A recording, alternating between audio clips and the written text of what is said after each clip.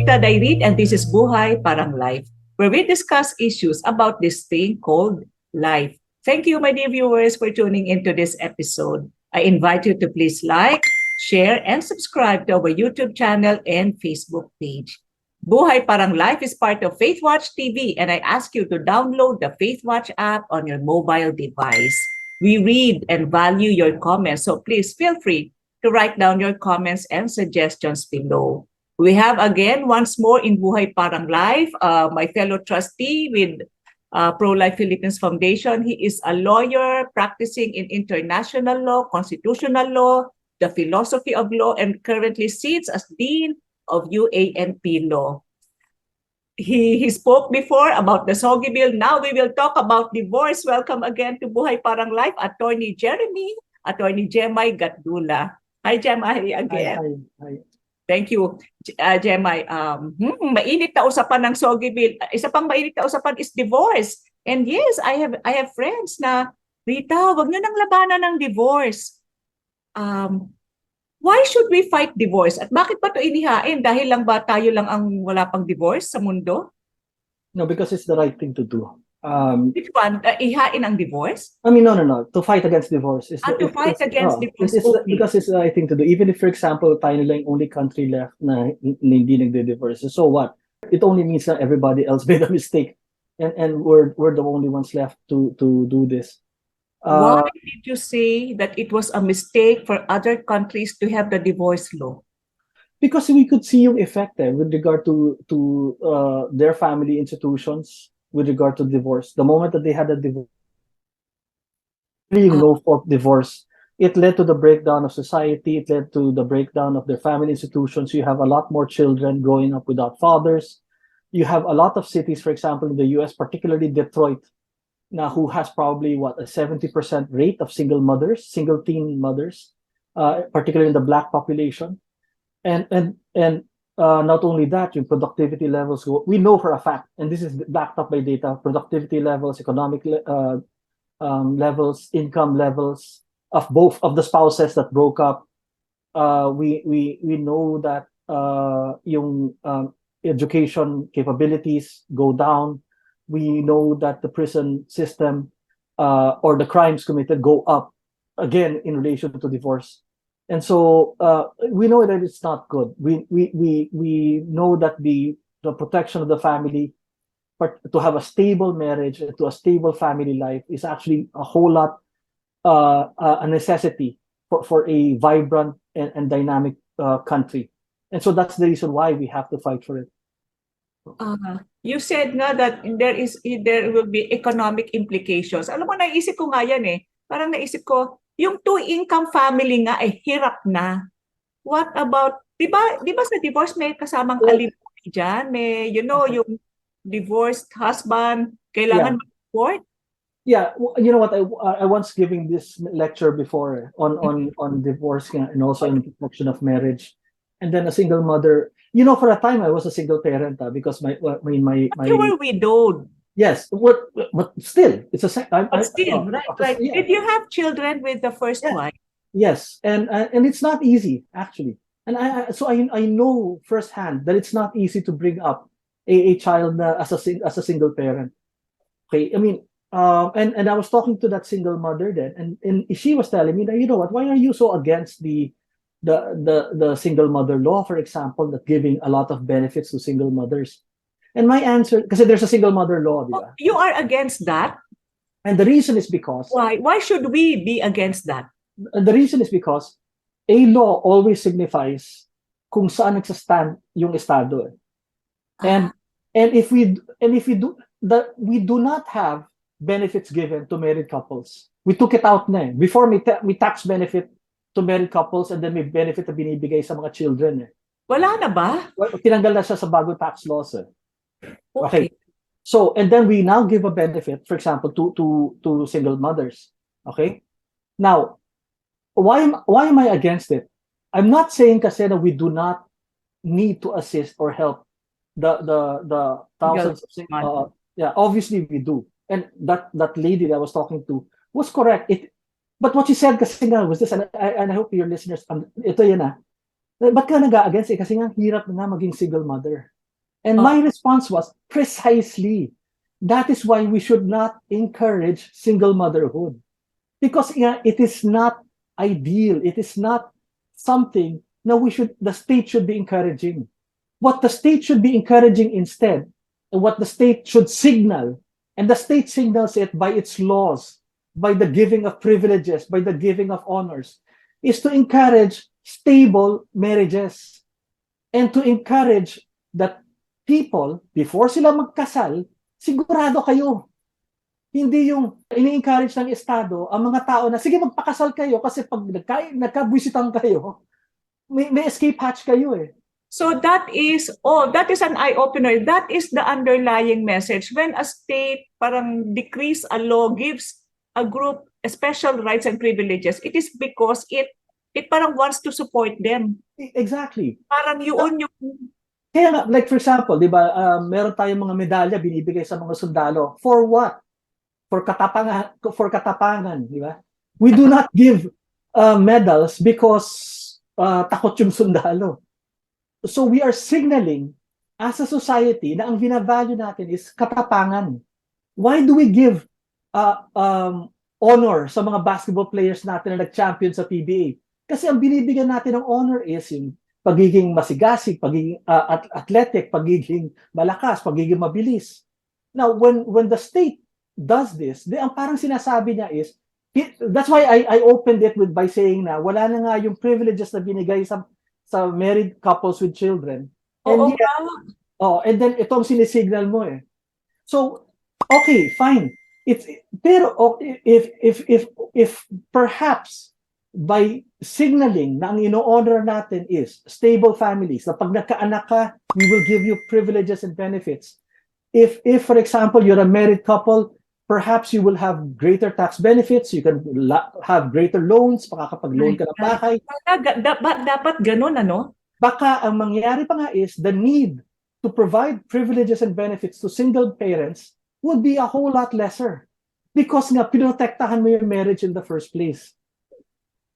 Ang problema sa atin is, kumbaga sa medical terms, instead of promoting yung health, wala tayong ginawa kundi mag-therapy na lang eh.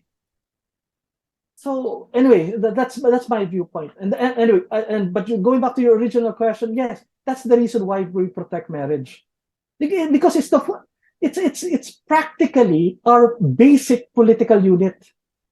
Yeah. We are not a society. You, Rita, alone. You are not a society. You're just one person. The moment you got married, now you're a society because you're now with another person. Eh? And that one other person that you're with is essentially, don't be offended, is saying things you disagree with, doing things that you disagree with. So what does that do? It matures you, it trains your patience, and so on and so forth. Then later, makakaanak ka. Yes. And then it again develops you. This is what it's supposed to do. But if you have a legal system that says na at the very first instance na ininis ako nitong taon to, I could get out. And then not only that, I will be rewarded for getting out. What kind of development do we have as individuals and as society? Okay, Gemma, share with our viewers, the current state of marriage and family life in the country. Well, it's a little bit disconcerting. A couple of reasons is we know because of PSA data that 57% of newborn children here in the Philippines are from single mothers. 57%, that is more than half. Exactly.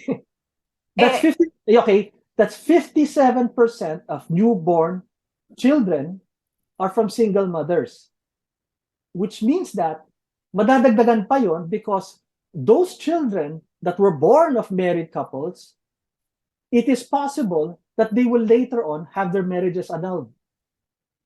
Ganon ba yun? Pag you are born from a separated family, medyo ganon ang trend ng buhay mo. Kasi if 57% of children are born of single mothers right now, meaning hindi kasal yung nanay, which means that 43% are born from married couples. Right. But of the 43% na yan, we know that a certain percentage, I forgot the number, most likely will result in an annulment of marriage. Okay. So yung 57% na yun, madadagdagan pa yun. So most likely you have what? Yes.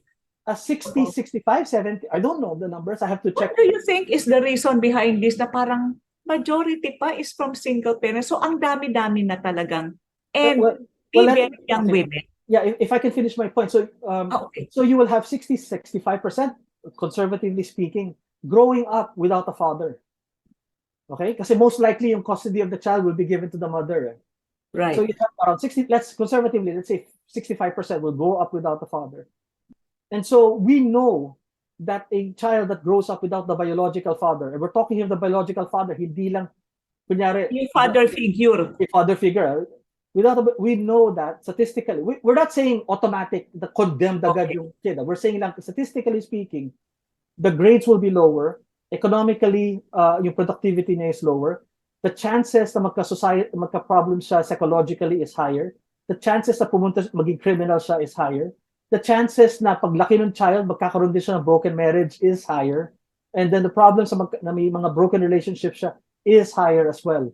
So that's the consequence. And I've read studies that say that children don't forget it.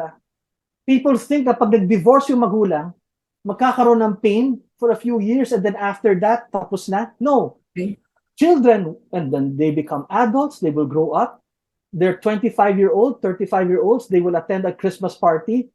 And then they will always remember, bakit ako nung when I was growing up, wala yung daddy ko. It will always be there. It's like a death in the family eh. Na kahit sabihin mo na you can move on from a death. Right. And I would know. Yes, you would know. You do not move on from a, it's always there. It's all And the divorce is a study shows is practically the same thing. And I'm saying divorce. Also, obviously, I'm referring also to annulment of marriages. So now you're asking why, and I think it's societally because it's encouraged. The moment that, for example, there has to be a certain amount of boundaries in a relationship, our social media world is already automatically saying to women, and women muna na bakit ganyan, masyadong controlling yung boyfriend mo or insecure yung boyfriend mo or husband or what have you. And the automatic response would be is that kailangan yung the self, you have to take care of yourself and so on. We as far as the guys naman are concerned, they have not been brought up with the same amount of difficulties and challenges which I think the other generations have. yes. A lot of them were allowed to grow up, for example, in front of their computer screens, without the same, for example, in team sports and other types of discipline. And the fact that the cumulative, because a lot of these young boys also grew up now in a single mother environment, which therefore they grew up without a person that they could see and model themselves on how it is to be a man. And what, take it from me now, who is not a psychologist, I'm just basing it on my personal observations of somebody who has been working on marriage and life issues for a long time now. I've always thought that between a young girl and a young boy, mas fragile ang boy. People think na mas fragile ang girl eh. Mas fragile ang mga lalaki? Yeah, for me, sa nakikita ko, mas fragile ang lalaki. Girls are actually very tough. It's the boys that need real kailangan bantayan eh. And because it's psychologically it's already a psychologically understood thing. When kids are born, they would look to, for example, you're a mother, they would look to you, both of them, they would look to you, and they would be very close to you. Yes. Boys, the girls will just have to stay close to you. The boys at a certain age will have to transition yung pagiging closeness sila to you and start identifying with the father. If they do not manage that transition properly, that will cause problems for them later, eventually in life. Could this also result to gender confusion? Yung pag wala yung tatay, hindi ka close sa tatay? I cannot answer on that one. All I know is that as far as yung development of a boy requires a certain amount of transition, but has to be really managed well. And so there has to be a point na kailangan iwi niya sarili niya from the mother and start taking the role na yung masculine role of becoming a father, which he needs someone to observe and train him into it. And that's difficult, obviously, if in a single mother or single parent environment. How does these problems translate in the workplace, for example? Yung Uh, mas mahirap ba katrabaho yung employee na less productive ba sila? um, I'm sure a lot of our listeners here nas HR could probably answer that question better than I. Okay. But I'll just give you my observations. Yes. Sa law schools, mas maraming babae ngayon kaysa sa girls, kaysa sa lalaki. Mas maraming, and Ah, ah, why do mas, you ma- think that? mas maraming applicants ngayon na babae kaysa sa and the trend Kaya, essentially is following the universities in the US. Mas maraming I think I don't know. Even pagdating sa corporate world, you could see na women rising. women rising and mas pino yung trabaho, mas ano yung mas toro, mas ano yung work rather. Right. You could see it eh. And again, it follows the same trend as we could see in the US. So much so that I have listened to or read some studies that some universities are now giving incentives for boys to go to the university because nga a lot of them parang feel no motivation na to better themselves or compete on a higher level unlike before. And I think nga again there are several answers to that. One is during when I was growing up, I'm not going to inquire on when you grew up, but in the 90s, kasi I grew up with in Friends and other sitcoms of the like, and I don't know if you people remember, pero there was a concerted move from media to demasculine men. Kaya pag napansin nyo, sila Ross, sila Chandler, and then yung mga babae palaging very very strong, Very strong. All sila right. palagi yung tama. If you look at the movies of the 90s and early 2000s, yung nanay palaging level-headed, yung mga tatay palaging tanga or basta bobo or you could see that in Parang matriarchal na yung society na pinapakita nila. you could see that in Modern Family, you could see that in a lot of the sitcoms of that time. So there was a move na a girl power, and at the same time pag lalaki toxic masculinity agad. Okay. And I think all of this converged to our present society. Now women today are thinking that they do not need men. That for them, kailangan ko magkaanak. So, and anecdotally, people have been telling me this. A lot of them from the legal community. Na I want to satisfy my pagiging mother. So what they do is they get a guy, get them pregnant, and then and that's probably backed up by the numbers of the 57% I mentioned earlier. So they get themselves pregnant and then they have a child outside of wedlock, so without the responsibility of being a wife. And at the same time, nobody is counterbalancing yung pag-grow up ng child, and everything's in the control of that mother rather than having a counterbalance with the husband, which is always what's needed. So on the other side, on the other end, are women who just wants to satisfy their maternal instincts, no, na wants to have a child without a father. Pero sabi mo nga kanina, 50%, 57% from unwed mothers. And I can imagine that a lot of these are from teenage pregnancies. Yes. One of the things that they are pushing also is abortion. Yes, we have one of the highest. We have one of the highest. Highest teenage pregnancy in teenage pregnancies in Southeast Asia. despite our age law. Yes, that's the thing. It's incredibly complicated because our fertility rates are going below replacement level. Yes. Again, that's PSA data. Right. And at the same time, our economic future, our societal future is in our kids. And yet, majority of our kids now are not growing in a family institute, in a family structure that would be most optimum for their development. So that's why I wrote a letter before to the government,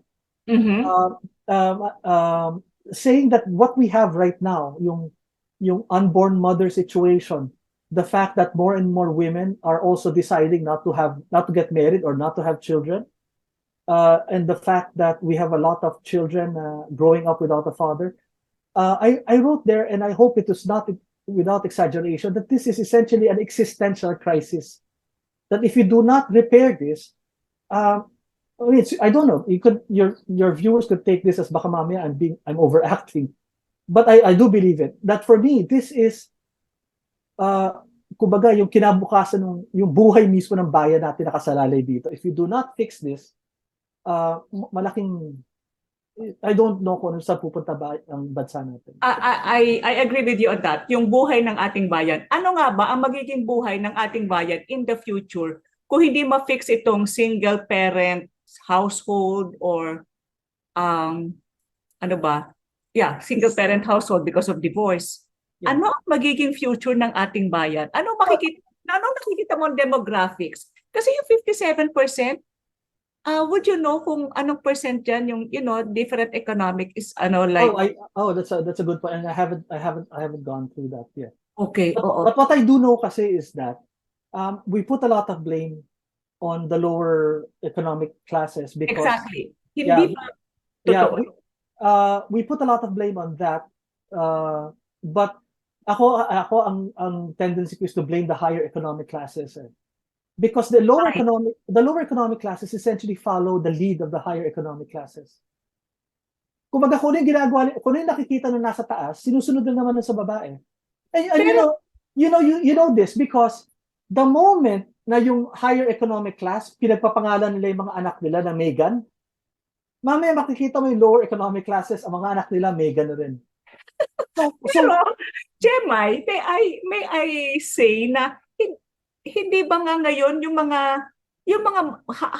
upper and middle class, yung mga babae nga, hindi nag-aasawa, hindi nag-aanak, or if they do, isa or dalawa lang. But, yeah, exactly. Sumusunod sa baba. Di sana, pero bakit sa lower class, sila yung maraming anak? Okay. Hindi ba ganun yun? Ano rin maraming anak, pero yung asawa. Yun. So, I mean, kumbaga, and it's also possible that you have a woman, for example, from the lower classes, may asawa siya sa probinsya, nagtrabaho dito sa Maynila, makikita mo, may mga anak na siya to another guy here. But where do they see it? Where do they see the licentiousness, the permissiveness? The permissiveness. Yeah, they see it obviously from their so-called societal. Yung mga kilos nung nasa upper class. Upper class. Na kung ang social palang umarte is this, then therefore they do that as well. Yung mga bihis at kilos ng upper class, ginagaya nila. Yes. But then, the upper class, parang they take charge of their fertility, whether in the right way or in the wrong way. Pero yung sa lower class, tama ba yun? Parang theory ko na parang sila, buntis sila. Yes, and the other thing is that if you're from the upper class and you're a single mother, most likely your ability to handle yung pagiging single mother mo is easier because of your family wealth. Your family wealth. If you're from the lower class, as gaganon yung lifestyle mo, it's not going to work out as well for you because you don't have the same resources as that person na celebrity na. Correct. Oo nga. Kasi nga may celebrities tayong ganyan eh. And if I could add one more complication na I would like people to realize, and this is something that I wrote in This Is World, I think a couple of weeks ago. I mean, you have kids, right, Rita? I have 5 children. Are they in college? Adults. Okay. My youngest is 24 and she's working already. Okay, so if you because of K to 12 right now, a person before the graduates of college will be now 23 years old. Bago siya graduate from college, 22, 23 years old. Mm-hmm. Now, kung maglolo pa to or magme-medicine, most likely by the time siya graduate, magiging either 27, 28, or 28, 29. Okay? We know that childbearing age for a woman, ang peak niya is around 25. Right. After 30, mabilis yung depreciation of fertility ng woman. Mm-hmm. and I hope your audience does not think I'm being discriminatory. This is a medical. You're a doctor, Yeah. right? So this is a Mhm. medical. The problem is that we have an educational system and a societal, cultural system that tells women. I mean, I hope. I'm sorry to say this. That tells women a fundamental lie, and that is you can have your career first, and then after that, sige, do what you want. Isipin mo But na. but the problem is reality will not conform to you. Eh. If you will stop in the rat race at 35 and say, oh, sige, ngayon, ready na ako magkaroon ng anak, you will, a lot of women will find that they are not in a position na to do so. Hindi na kaya ng katawan nila. Hindi na. Right. Exactly. And if they wait until 35 for them to find a guy na who will be their life partner, why will a guy at 35 marry a woman at 35 when they could find a woman at 25 as well? And This can is, bear more children. yeah, Capable. this is not being misogynistic. This Yeah, is but that is essentially, science. That is science. yeah, and it's practical as well. Right. And there's a psychological phenomenon. I mean, people can disagree with this. If they don't agree with it, I mean, it's fine. Let's disagree. There's such a thing called an attitude of women that they will always marry either across or up, meaning women will not marry someone below her. Yes, that's She will true. she will marry someone taller than her, stronger than her, more driven, more income, more. Right. So if you're 35, 36, you're a doctor, you're a lawyer, the pool of people you will marry is incredibly smaller na agad. Correct. And then the pool na yon, the remaining single at 35, 36, most likely will not marry someone at 35, 36, but would look for someone down. I mean, Someone young. down meaning someone younger. Right. So that for me again presents another hindrance to the development and stability of our family institutions because our culture and our educational system is pushing our young people to set aside family muna for a while, unahin yung material The commercial pursuit benefit. of education and Yeah, material wealth. yeah. Rather than do this, which they know ultimately in the long run will benefit them. Eh. So I think this is something again that we need to really examine because when we talk about divorce, we talk about yung wife beating ba yun? Right. Or Yeah. yeah, the spousal abuse and all of that. But Yes. yeah, Abuse. but when you look at the statistics, the actual truth is that spousal abuse as a reason for divorce, particularly the data that we have in the US, but I'm sure it's the same here, is far low. Most of the time, the reason why couples decide to terminate their marriage is practically because hindi lang magkasundo sa lifestyle or or or something to that effect or pera. Or But pera. yeah, but yung and a lot of the data in the US has to do really with yung tinatawag na irreconcilable differences in terms of personality and whatnot. Mhm. So So it's not true. going back to your column about the educational system, what are you proposing to happen? Well, one of the things I didn't mention it in the column, but what I have been mentioning to people is I think we need to re-examine. Well, first of all, we have to recognize, and I'm probably saying a lot of hard truths here. I hope people don't get mad at me so much You will get a lot of comments, I think. for I hope I don't get so much hate for this, but we have to recognize the fact that not everybody is meant for college. I think that's one of the things that we push everyone to go to college, and the simple fact is not everybody is meant for college. There are a lot of people that could live and would really live fulfilling, materially comfortable lives, doing something else that does not need a college education. And I think college education is something that would be necessary if, for example, you're into a profession, Right. medicine, or law, or in the academe.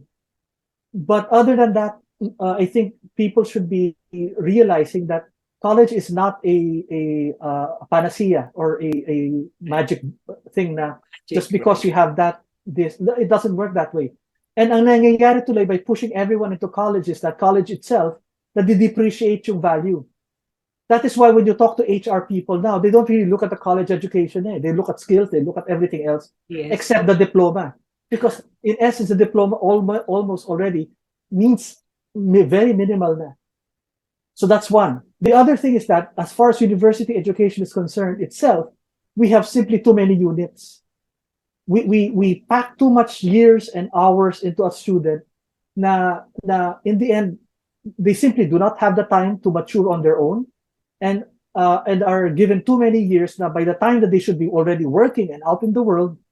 A lot of it has been eaten up by, I think, unnecessary years in college. So those are the two things that I was thinking of as a remedy. So As you an could see, educator, so parang gusto mo i-minimize yung college years. yes. So unfortunately, you won't be you will not be here in the forum. But so you could see that in approaching the question of divorce, a lot of the arguments kasi that religious groups, pro-life groups, and what have you focus on is that they focus on kung spousal abuse, di sana ano nilang marriage counseling and Right, no, right. actually a lot of it deals with the way we look at fundamental issues. We have to look at yung marriage itself.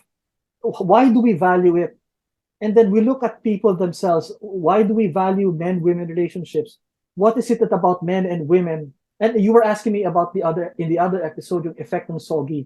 Right. Because of the fact that it also confuses the roles that men and women have vis-a-vis each other, yung complementarity Right. that people have. So essentially, the best way to address divorce is to address yung understanding uli natin kung anong ibig sabihin na pagiging lalaki at babae at kung ano yung pagkakaintindi natin sa marriage. Kasi kung naintindihan natin yon, then makikita natin yung divorce is a bad idea. Unfortunately kasi nakalimutan na natin yung mga yun na bakit ba nag-asawa yung magulang natin? Diba? If it weren't that important, then bakit pa we have forgotten that, and I think we should shift the conversation to that rather than the other. Now I want to emphasize one thing to your audience now who has seen the SOGI interview and this interview. If you notice, not once have I mentioned a religious argument. Yes. All the arguments that we have been talking about are either yung sa legal or yung sa facts, economic studies, and even psychological studies that we have. Obviously, there's a time and place for religious arguments, and there are people better than me who could give that. But but I just want to say that there are real world reasons why we are defending this. We have to defend yung marriage and yung distinctiveness between men and women, the complementarity of men and women, and so on. So to end this episode, Jemai, your final words to the young men and women watching this who is thinking lightly of marriage or baka sana may divorce na para kung nagkamali pala ako dito, your message to them or those young people preparing for marriage. Well, we have to understand kasi because in this world kasi na every time kinagutom ka, kunin mo lang cellphone mo, dating na yung McDo or dating na yung Jollibee. So therefore yung nabuhay yata lahat ng mga bata ngayon in terms of convenience or comfort. But there is something na I think the kids hopefully will understand na you and I lumaki tayo, and that is yung kasabihan na walang bagay na valuable na hindi mahirap Every single thing na valuable na kailangan talagang bigyan natin ng importansya. All of that comes through paghihirap. And marriage is one of them. So I'm sure when they see their parents na nag-aaway in front of them, or more unfortunately, if they see their parents and hiwalay and they would say, mahirap talaga pala magkaroon ng asawa. Right. No, don't look at the hirap. Look at the end or yung kumbaga saan pupuntahan if malagpasan yung hirap na yun Yes. For every argument na nakita mo yung magulang mo and they're sticking around pa rin, you have to be grateful for that People kasi think, I always tell this to people the most damaging words in the English language is something that we grew up with and that is pag nakikinig tayo ng fairy tales, the closing verses, nag-asawa yung dalawa si Snow White and the Prince. and they live happily ever after. That Right. is not the reality of marriage.